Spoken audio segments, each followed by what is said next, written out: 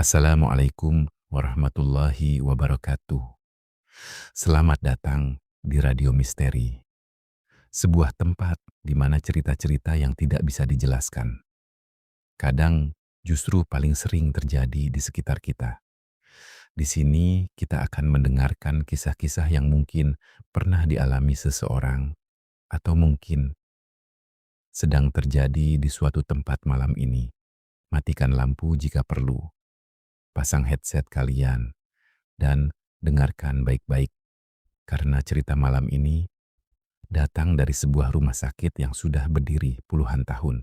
Cerita ini berjudul Suster Nadia.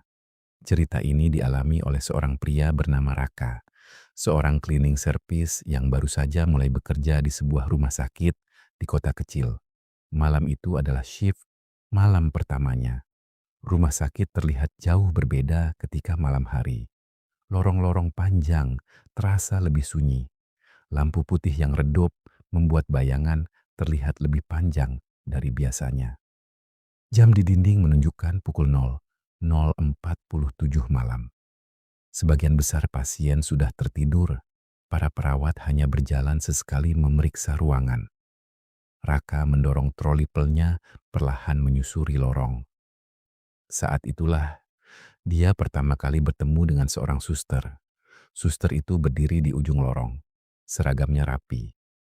Rambutnya panjang diikat ke belakang. Dan ketika Raka mendekat, suster itu tersenyum ramah. "Mas baru ya kerja di sini?" tanyanya. Raka mengangguk. "Iya mbak, ini shift malam pertama saya." Suster itu tersenyum lagi. "Kalau begitu hati-hati ya, lorong rumah sakit ini kadang lebih ramai dari yang kelihatan." Raka sedikit tertawa, mengira itu hanya candaan. "Nama saya Nadia," kata suster itu sambil mengulurkan tangan. Sejak malam itu, setiap kali Raka bekerja di shift malam, dia selalu bertemu dengan suster Nadia. Dan anehnya, Nadia selalu muncul tepat setelah jam 12 malam, tidak pernah lebih awal. Dan tidak pernah ada yang melihatnya datang.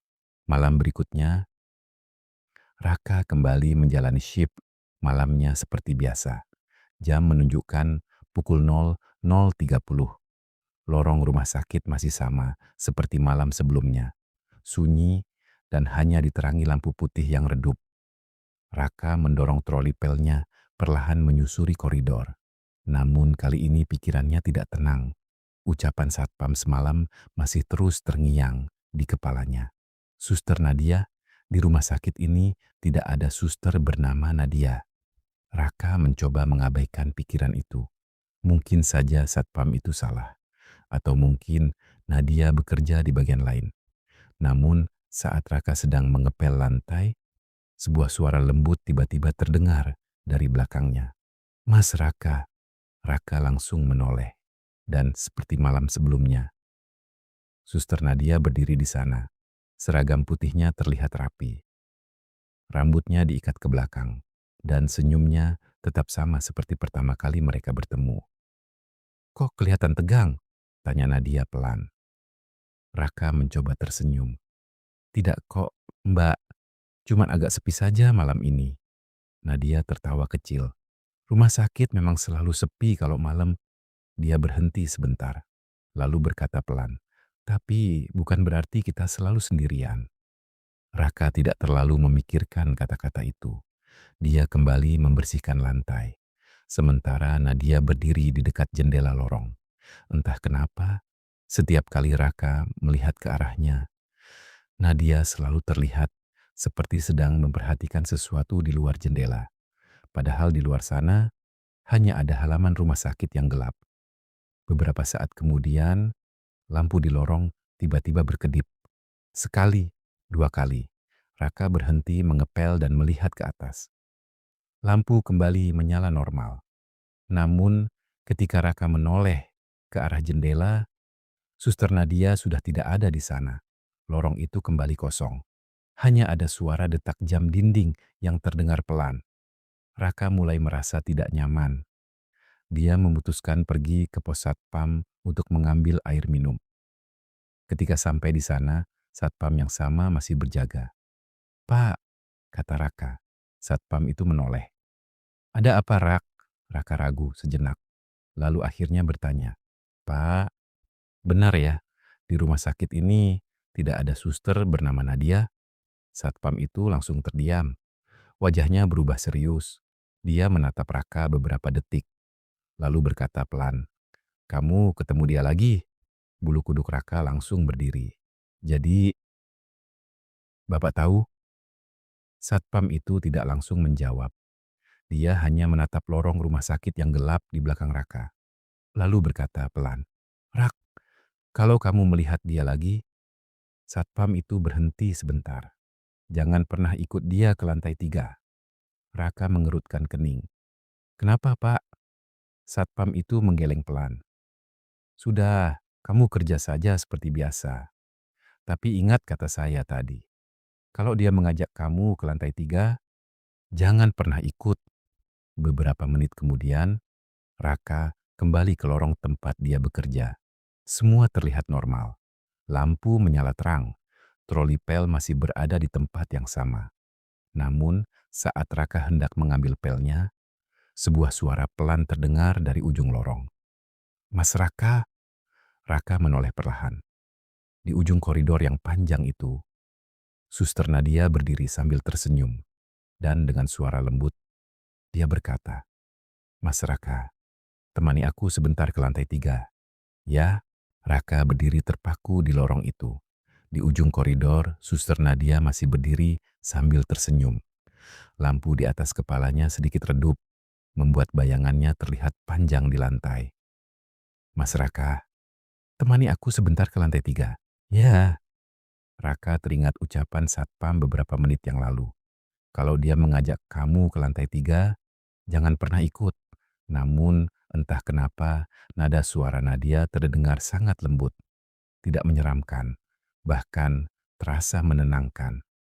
Sebentar saja, kata Nadia lagi. Raka ragu beberapa detik, tapi akhirnya dia mengangguk pelan.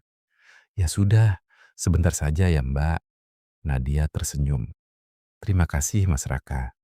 Mereka berjalan menuju lift di ujung lorong. Suasana rumah sakit terasa semakin sepi. Ketika pintu lift terbuka, hanya ada mereka berdua di dalamnya. Nadia menekan tombol lantai 3.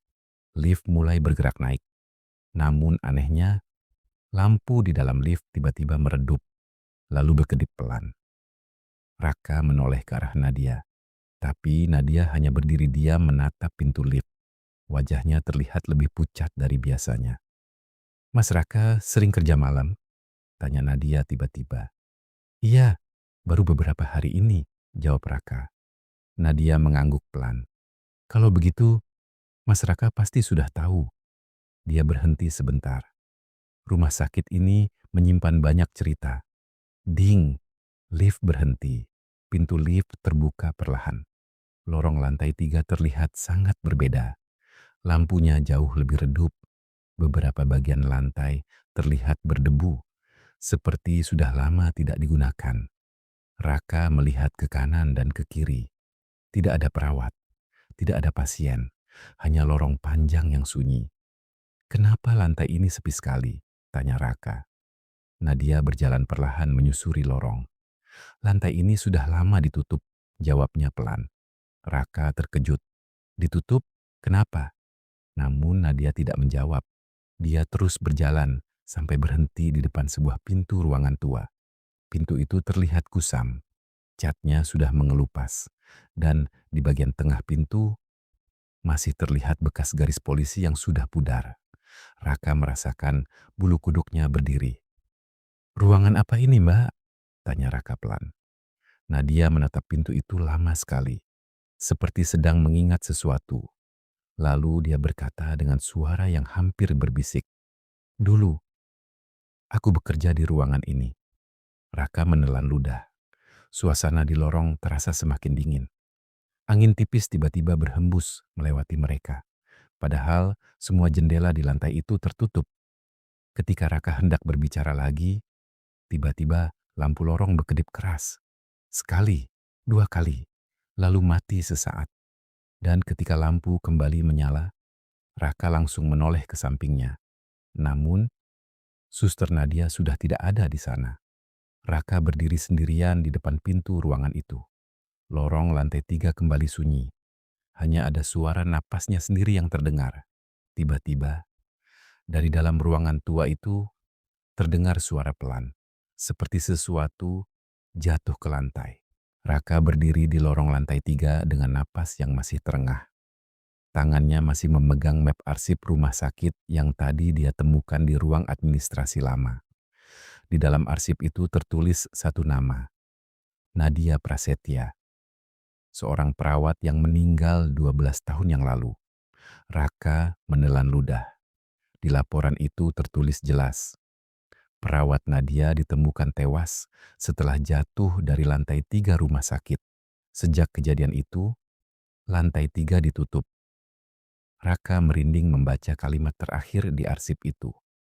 Beberapa staf rumah sakit mengaku masih sering melihat sosok Nadia berjalan di lorong malam hari. Tiba-tiba, lampu lorong berkedip lagi. Raka langsung menoleh. Dan di ujung lorong, dia melihat sosok yang sangat familiar.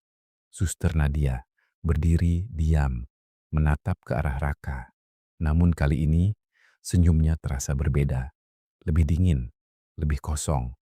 Mas Raka, suara Nadia terdengar pelan di lorong yang sunyi itu.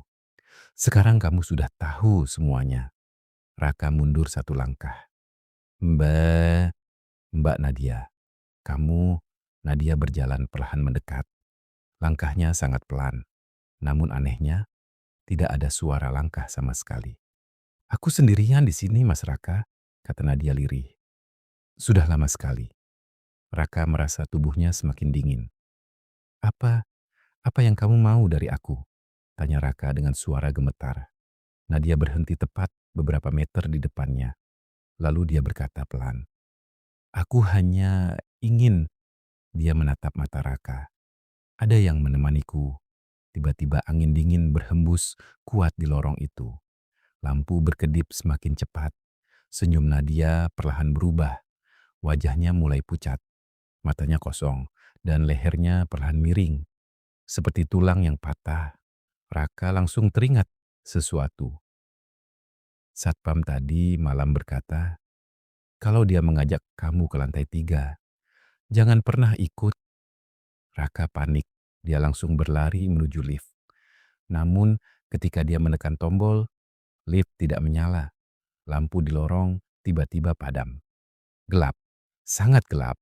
Lalu dari belakangnya, Raka mendengar suara langkah. Pelan, mendekat. Mas Raka, suara Nadia berbisik tepat di belakangnya. Kenapa kamu pergi? Raka menutup matanya ketakutan. Ketika lampu tiba-tiba menyala kembali, lorong itu kosong, tidak ada siapa-siapa. Keesokan paginya, para staf rumah sakit menemukan sesuatu yang aneh. Di lorong lantai 3, mereka menemukan alat pel milik cleaning service tergeletak di lantai. Namun, orang yang membawanya tidak pernah ditemukan lagi. Sejak saat itu, beberapa perawat yang berjaga malam mengaku sering melihat dua sosok berjalan di lantai 3. Seorang perawat wanita dan seorang pria dengan seragam cleaning service. Kadang mereka terlihat berdiri di ujung lorong. Kadang terlihat masuk ke dalam lift. Namun ketika didekati, mereka selalu menghilang. Dan sampai sekarang, lantai 3 rumah sakit itu tetap ditutup. Karena sebagian orang percaya, Suster Nadia akhirnya tidak lagi sendirian.